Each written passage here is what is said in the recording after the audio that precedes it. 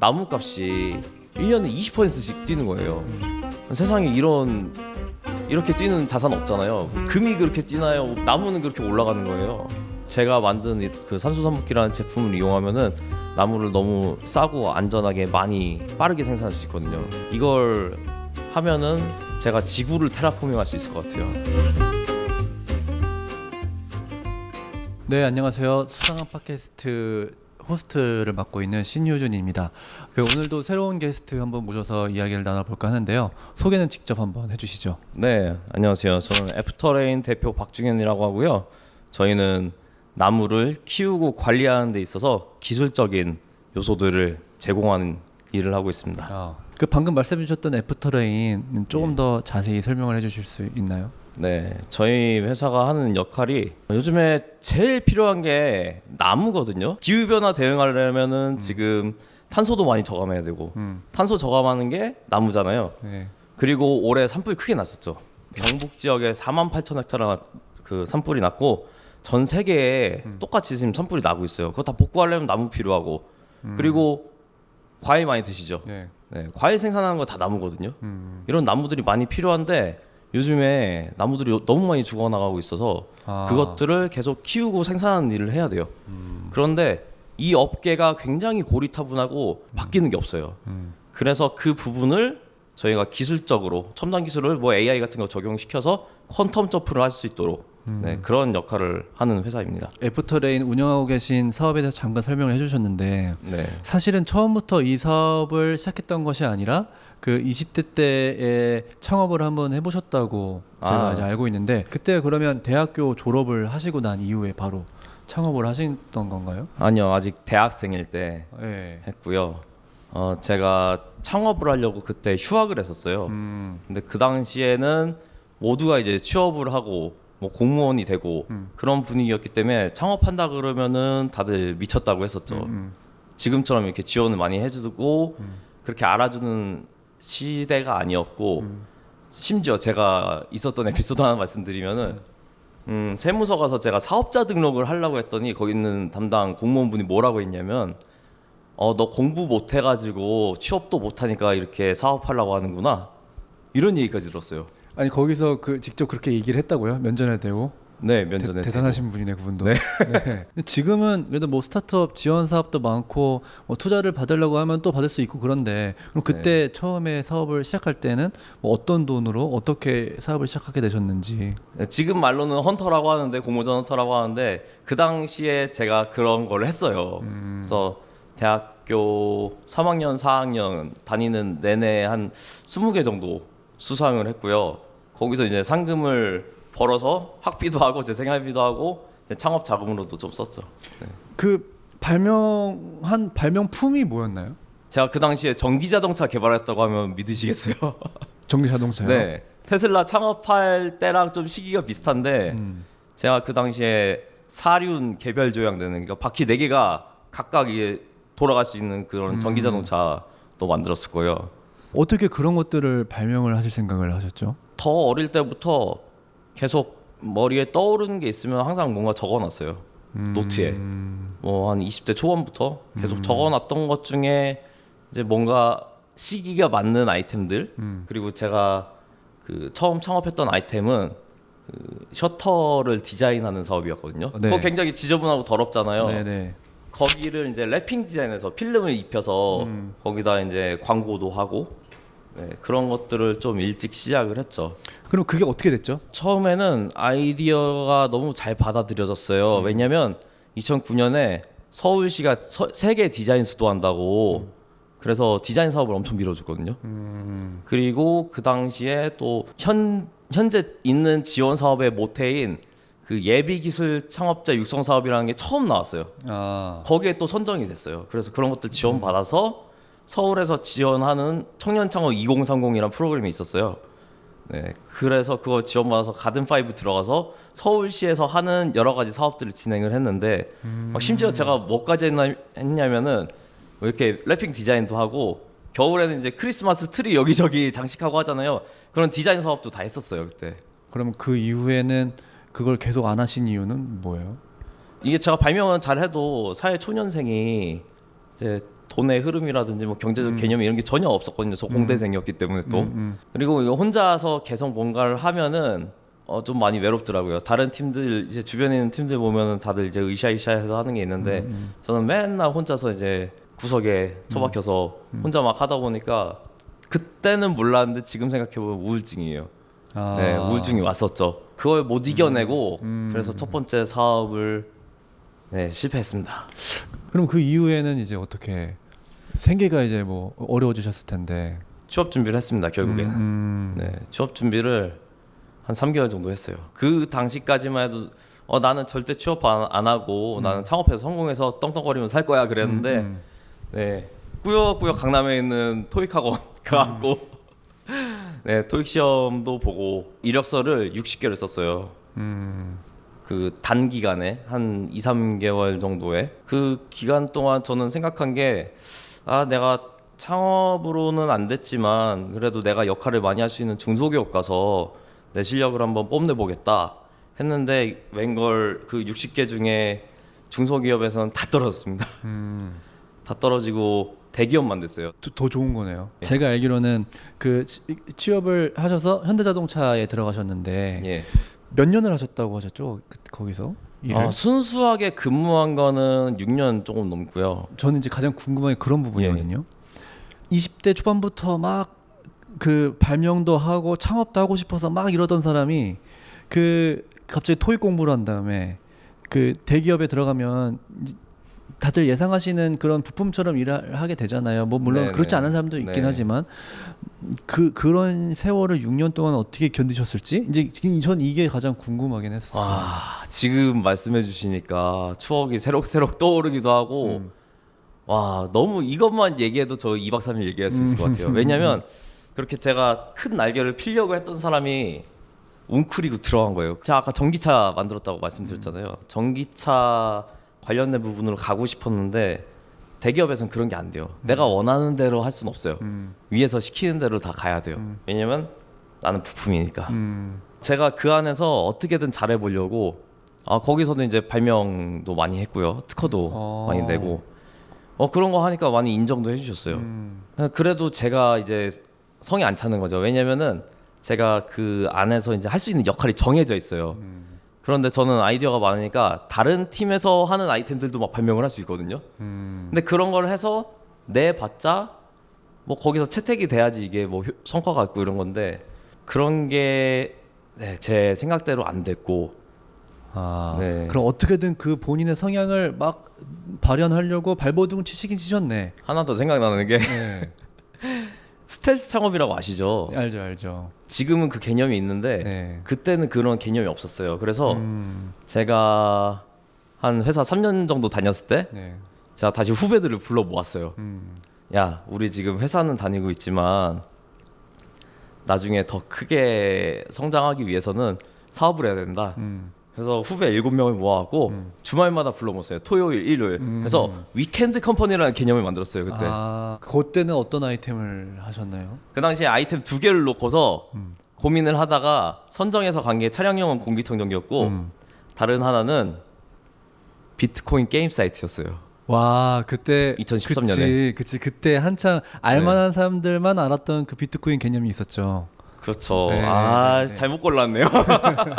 그때 비트코인 골랐으면은 몇백 개만 남겨놨어도. 근데 그 두 개를 어떻게 된 건가요? 그러면 뭐 하다가 마신 건가요? 아니면 어느 정도까지 진행이 되셨나요? 그 사업들은? 차량용 공기청정기 사업으로 결국에는 팀원들이 다 결정을 하고 진행을 해서 이건 물건을 만드는 일이잖아요. 그래서 금형이라는 걸 또 만들어야 되고 그런데 아시다시피 웬만한 제조업은 다 중국 넘어가 있어요. 그래서 그 중에 핵심 부품을 중국 업체에서 개발을 하려고 그 당시 알리바바로 막 이렇게 소싱하는 걸 찾아서 주말에 비행기 타고 중국 심천까지 넘어가서 협의하고 다시 비행기 타고 돌아와서 월요일날 출근하고 이런 걸 했는데 결국엔 그 중국 업체가 마지막에 그 핵심 부품을 못 만들겠다고 그러는 거예요. 나머지 부품 다 만들었는데 돈 들여서. 그런 일이 생기니까 저희도 좀 속된 말로 김샜죠. 주말마다 이제 나오던 후배들도 굉장히 힘들어하고 그러다 보니까 분위기 와해되고 또 추진을 할 사람이 결국에 또 저밖에 안 남는 거예요. 그래서 두 번째 그 도전도 네, 끝내 마무리가 안 됐습니다. 그럼 그 이후에도 계속해서 뭔가를 시도하셨잖아요. 네. 근데 그러다가 이제 MBA를 가시게 됐잖아요. 네. 그거는 왜 가시게 된 거예요? 제가 그냥 회사를 그만두고 창업하겠습니다 하면 다시 사방에서 지탄을 받을 거 아니에요. 저희 부모님도 그렇고 처갓집도 그렇고 예. 와이프도 그렇고 네. 그때는 또 애가 하나 더 생겼어요. 아, 애가 이제 둘 있는 상황에서 월급도 안 받고 어떻게 살래? 아 그러면은 뭔가 방도를 내야겠다. 근데 마침 찾다 보니까 카이스트에서 네. 사회적 기업가 MBA라는 코스가 있는데 네. 거기는 전액 장학금을 주고 심지어 창업을 하는 프로그램이라서 논문이나 이런 거 안 써도 학위를 준다. 그런데 이거 설명하는 프로그램이 하루짜리가 있으니까 한번 와봐라 하는 그걸 본 거예요. 그날 찾아가서 설명회를 들었고 내가 이걸로 준비를 해야겠다 이제 마음을 먹었죠. 그러면 그 7년 동안 그 부글부글 끓던 마음을 이제 네. MBA 가서 뭔가 확 펼치실 만한 기회가 그게 그 찬스가 됐다고 생각하시나요? 이게 확실한 찬스는 세상에 없다고 생각하거든요. 네.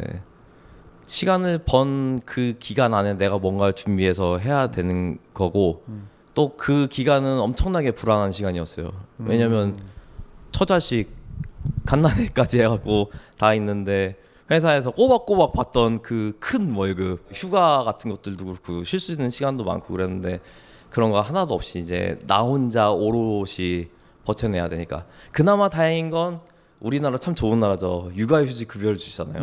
그래서 한 달에 한 70-80만 원 그거 받으면서 준비를 했죠. 네. 그 2년 동안 학교에 다니시면서 다시 창업을 결심하시고 그 다음에 그때 가장 그 마음속에 두고 있던 문제가 환경 문제였던 거죠. 딱히 그렇지는 않았어요.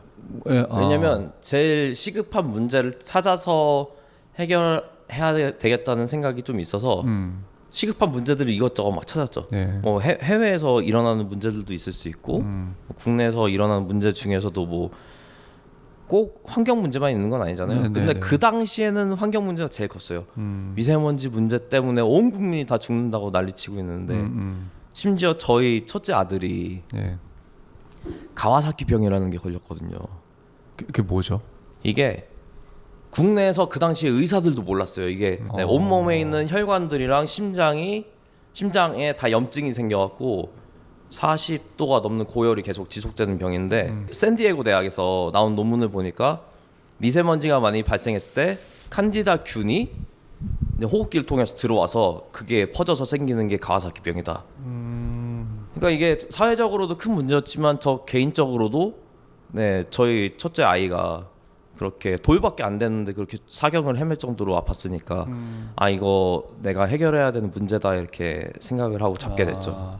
그러면 그것을 그 문제들을 조금씩 해결하기 위해서 이제 우리가 처음에 얘기했던 애프터레인이라는 회사를 만들게 된 예. 건데 그러면 처음에 그걸 만들면서 어떤 그 아이템이라고 할까요? 제품을 만드셨는지 말씀을 네. 좀 해주시면. 독일에서 시티트리라는 아이템이 있었는데 한국말로 하면 도시나무죠. 그런데 이게 이끼를 통해서 미세먼지를 정화하는 거예요. 근데 이게 제가 아까 계속 사이즈 큰 거 한다고 하셨죠. 이게 가로 3m, 높이 4m짜리예요. 자동차 세우는 것보다 더 큰 거예요. 근데 그게 이제 벤치 같이 돼 있고 이끼 벽을 공기 정화하게끔 돼 있고 아 근데 이거를 한국에 들여오려고 많은 곳에서 노력을 했는데 한국 그 현지에서 하는 가격이 한 3천만 원 정도 되고 근데 그거를 한국으로 들여와서 엔지니어들 데려와서 설치하고 관리하고 하는데 1억이 넘게 드는 거예요 하나에.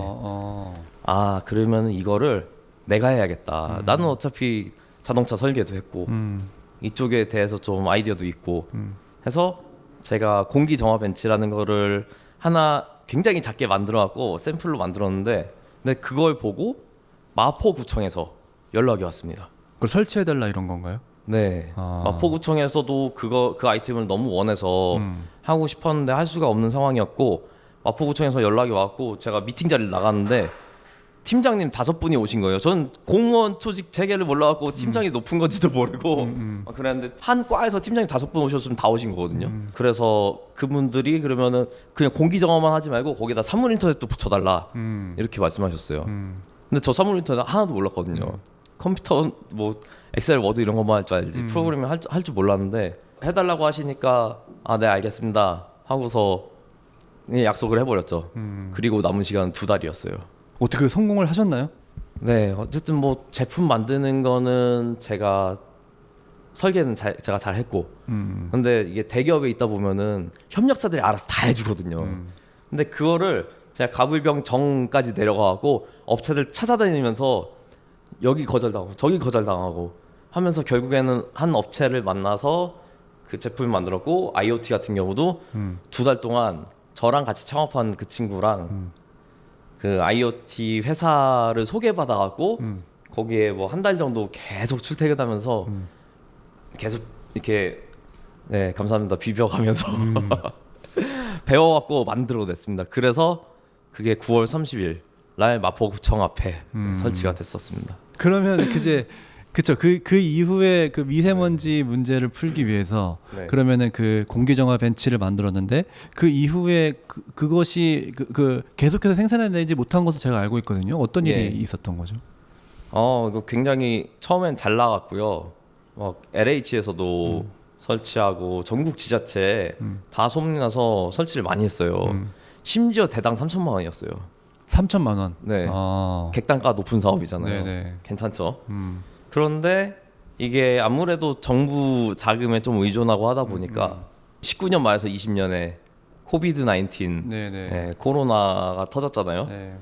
그러면서 중국에서 이제 공장들을 다 닫기 시작했고 미세먼지가 싹 사라지면서 우리나라 하늘이 너무 깨끗해졌어요. 맞아요. 와. 그러면서 정부 미세먼지 예산도 뚝 떨어져서 제로가 됐죠. 왜냐면 그동안 다 코로나 대응했어야 되니까. 벤치로 풀려던 문제가 코로나가 풀어버렸네. 그렇죠? 그러네요. 네. 그러네요. 그 이후에 그러면은 그 사업이 굉장히 기울어졌다 이제 이런 이야기군요. 그렇죠. 매출 쭉 올라가던 게 갑자기 제로로 떨어졌고 저희 직원들이랑 저희가 이제 회사 운영하던 고정 비용은 그대로 있으니까 그동안 이제 벌어둔 돈은 이제 다 까먹고 이걸 어떻게 해야 되지 좀 고민을 많이 했죠. 근데 그게 어떻게 보면 그 제품도 제품이지만 그 타이밍도 물론 마찬가지고 그런데 저는 그 B2G 사업이 그게 좀 그래서 어려운 것 같아요. 맞습니다. 예, 물론 뭐 B2B, B2C 이게 다양한 사업 모델이 있긴 하지만 B2G 사업은 이게 의존적이라고 할까요? 네. 뭐 정치적으로도 영향을 받고 그런 걸 경험해본 입장으로서 어떻게 좀 보세요? B2G 사업에 대해서? B2G 사업 저희 같이 뭔가 이슈 따라가는 거는 정말 힘든 것 같아요. 딱 한순간 벗어나면은 바로 그게 사장될 수도 있으니까 정부 사업을 먼저 했으면은 그걸 기반으로 해서 해외로 빨리 나가면 정말 좋을 것 같고요. 그거 아니면은 정말 정부 사업은 안정적인 거, 완전 소모품 소비재 이런 것들 그런 거 하는 게 좀 좋은 것 같아요. 뭐 어떻게든 그러면 회사는 2월을 가야 되는데 네. 그 만들어야 되는 제품에 대해서 이제 안 만들어도 돼라는 상황이 된 거잖아요. 그렇죠. 그 이후에 어떤 심경이 있었는지 아니면 또 그 이후에 또 어떤 제품을 만드셨는지 이런 게 좀 궁금합니다. 제가 처음에는 이 미세먼지 문제가 이슈가 있으니까 이 이슈를 해결하려고 했잖아요. 두 번째 문제가 이제 코비드 19이 생긴 거잖아요. 그럼 코로나 사태를 종식시킬 수 있는 뭔가 아이템을 만들어야겠다. 근데 기존에 하던 거랑 좀 비슷하게 할 수 있는 게 뭐가 없을까 해서 만들어낸 게 코로나 검진 부스를 만들었어요. 이게 지속적인 사업이 되지 않더라도 이게 코로나 때문에 결국엔 사람들이 너무 많이 죽어가니까 그 사태를 조금이라도 도움이 되고자 의료진이 보호받아야 많은 사람들을 치료할 수 있으니까 그래서 의료진을 보호할 수 있는 그 부스를 만들어서 이제 성남시 이런 데는 기부도 하고 전국 병원에 150개를 납품했죠. 근데 그러면 어쨌든 이제 우리가 모두 다 알듯이 이제 네. 코로나 사태가 종식이 됐는데 네. 그럼 그 이후에는 어떻게 됐어요? 코로나가 종식됨과 동시에 이제 경기 부양을 해야 되잖아요, 나라에서는. 그렇죠. 그래서 네. 뉴딜 정책이 나왔어요. 그 중에서도 그린 뉴딜이라는 게 있었는데요. 이 그린 뉴딜 항목 중에 실내 중소 정원을 3,000개, 실외 중소 정원을 뭐 5,000개 뭐 이렇게 만든다고 그렇게 정책이 나와서 그게 예산이 나온 거예요. 그러면은 우리가 전에 미세먼지 없애려고 공기정화 벤치 했을 때 거기 심겨진 식물들을 관리하기 위해서 IoT 시스템을 붙였거든요.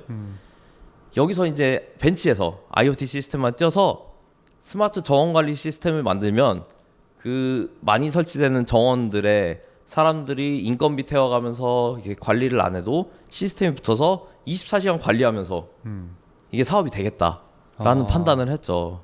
그래서 스마트 정원 관리 시스템이라는 걸 만들었습니다. 그때 슬로건은 우리가 뉴욕 센트럴파크도 관리하는 그날까지. 꿈이 컸죠. 네. 근데 그 이후에 그러면 사업은 어떻게 진행이 되신 거예요?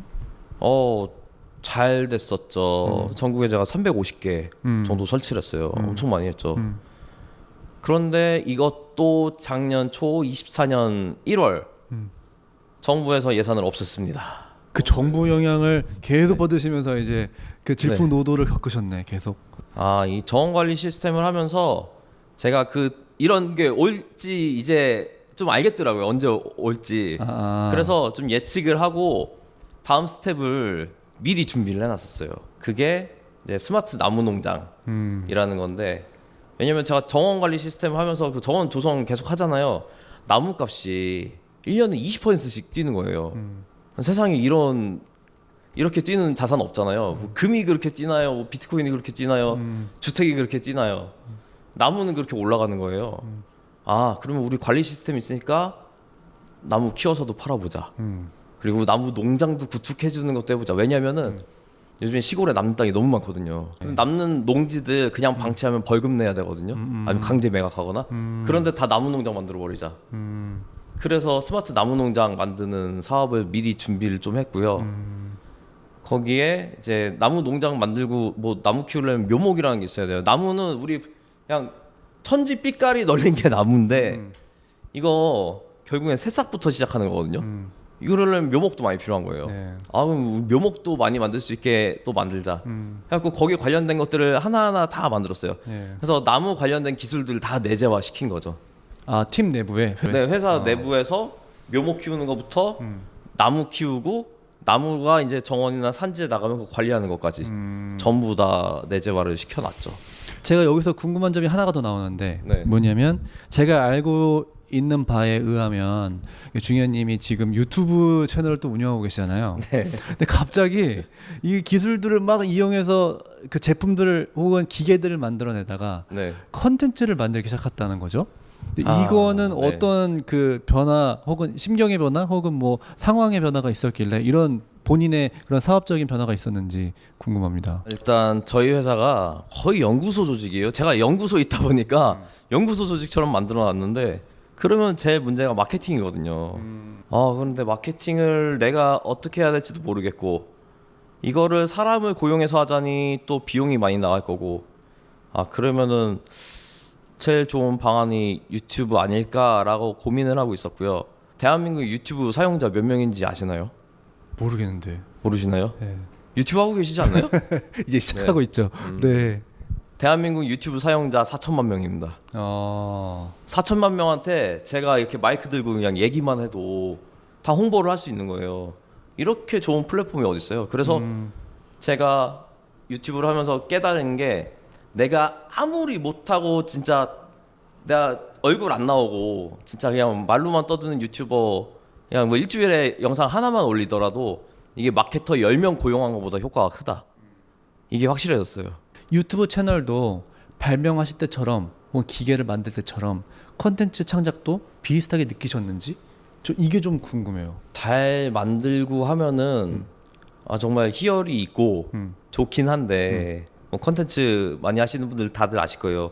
이게 엄청나게 성실해야 돼요. 제가 만드는 그런 뭐 새로 발명하고 하는 그런 아이템들은 한번 만들어 놓고 이거를 카피 앤 페이스트 계속 하면 되는데 컨텐츠는 끊임없이 뭔가 새로운 걸 만들어내야 되고 주기적으로 올려야 되고 이게 그리고 주기적으로 올렸을 때 조회수나 이게 성과가 별로 안 좋으면은 현타 온다 그러죠. 이거 아마 하기 싫어지고 그럼에도 불구하고 내 몸을 움직여서 촬영을 하고 녹음을 하고 편집을 하고 이거를 저 컨텐츠 하시는 분들 진짜 존경합니다. 근데 지금 잘 하고 계시잖아요. 저는 생존을 위해서 계속 하고 있는 거예요. 살아남으려면 해야 됩니다. 마케터를 고용하지 않기 때문에. 그럼 지금까지 쭉 우리가 이야기를 다 들어봤는데 네. 그 20살 때 대학교를 다니면서 발명을 하시던 것부터 시작해서 지금까지 그 만드셨던 모든 그 창작품 컨텐츠 포함 지금 네. 가장 누군가한테 내놔도 내가 자랑스럽다라고 할 만한 제품이 뭐예요? 산소 삽목기라는 제품을 제가 만들었어요. 이게 뭐냐면 이게 나무를 번식시키는 거예요. 번식. 근데 보통은 이게 씨 뿌려갖고 번식한다고 생각하시잖아요. 그게 아니라 나무 가지를 잘라갖고 심을 수 있는 거예요. 이게 유럽 선진국들은 이렇게 하고 있는데 지금 아직 이게 세상에 많이 퍼지지 않아갖고 굉장히 힘들게들 하고 계시고 많이들 실패하고 계시거든요. 식물 번식하는 거를. 근데 이거를 제가 너무 쉬운 방법으로 만들어냈어요. 지금 중동 그린 이니셔티브라고 해서 중동에 나무 500그루 심기 이런 것들 하고 있는데 그 나무를 누가 생산을 해야지 거기다 심을 거 아니에요. 근데 나무를 생산할 사람이 없어요. 기술도 없고. 그래서 제가 만든 그 산소삽목기라는 제품을 이용하면은 나무를 너무 싸고 안전하게 많이 빠르게 생산할 수 있거든요. 이걸 하면은 제가 지구를 테라포밍할 수 있을 것 같아요. 네, 이걸 널리 퍼뜨리면. 네. 그럼 그 지금 말씀하셨는데 그 굉장히 큰 포부를 가지고 계신데 그럼 창업가로서의 그 이루고 싶은 최종 목표를 좀 말씀해 주신다면 뭘까요? 부모님 살아 계실 때 떳떳하게 성공해서 제대로 효도 한번 해봐야지. 지금 그거밖에 안 남아요 이제. 네, 물론 뭐 더 큰 포부 뭐 돈적으로도 그렇고 명예적으로도 그렇고 정말 할 얘기는 많거든요. 그런데 정말 중요한 가치는 내 사랑하는 가족한테 제대로 인정받고 행복하게 만들어 드릴 수 있는 거. 왜냐면 지금까지 고생을 많이 시켜드리고 제가 어릴 때부터 약속했던 그런 것들 아직 못 해드렸기 때문에 네, 아무래도 부모님 살아 계실 때 좀 뭔가 이뤄서 떳떳하게 보여드리고 싶습니다. 뭐 오늘 1시간 정도 이야기를 나누셨는데 네. 좀 어떠셨어요? 제 과거를 되짚어 보면서 저도 많은 생각을 하게 되고 네, 앞으로 또 어떻게 해야 될지 이것도 같이 생각해 보는 그런 좋은 시간이었던 것 같습니다. 네. 공돌이로서 삶을 길게 살아오셨지만 이제 또 앞으로 컨텐츠 크리에이터로서의 삶도 제가 또 응원을 하도록 하겠습니다. 아, 감사합니다. 네, 그럼 오늘 수상 팟캐스트 여기서 마치는 걸로 하겠습니다. 감사합니다. 감사합니다.